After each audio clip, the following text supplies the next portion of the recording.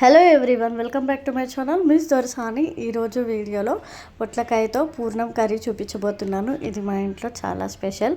పొట్లకాయ ఇలా చేస్తే ఎవరైనా ఈజీగా తింటారు, చాలా టేస్టీగా ఉండిద్ది.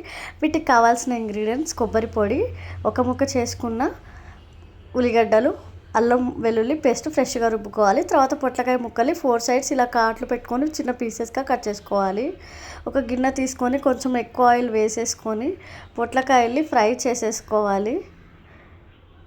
మనకి లైట్గా బ్రౌనిష్ కలర్, అంటే గ్రీన్గా బ్రౌన్గా కనిపించే విధంగా ఫ్రై చేసుకోవాలి. తర్వాత ఒక గిన్నె తీసేసుకొని అందులో లైట్గా ఆయిల్ వేసేసుకొని పోపు గింజలు, కరివేపాకు, పచ్చిమిరపకాయలు, ఒక ముక్క చేసి పెట్టుకున్న ఉల్లిగడ్డ అండ్ ఫ్రెష్గా రుబ్బిన అల్లం వెల్లుల్లి పేస్ట్ వేసుకోవాలి. తర్వాత బాగా ఫ్రై చేయాలి. కొంచెం రెడ్ కలర్లోకి వచ్చే విధంగా ఫ్రై చేసుకోవాలి. తర్వాత పసుపు యాడ్ చేసుకోవాలి.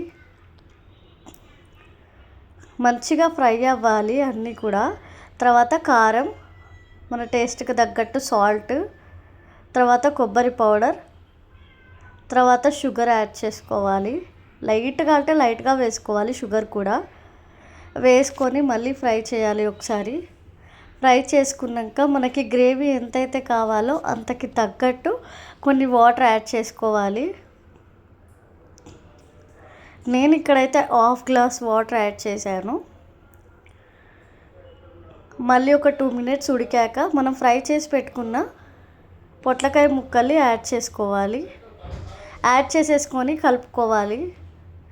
మంచిగా కర్రీ అంతా దగ్గరికి వచ్చి ఉడుకుతున్నప్పుడు మనం గిన్నెలోకి సర్వ్ చేసుకోవాలి. మరో వీడియోతో మేము ముందుంటాను. Bye bye.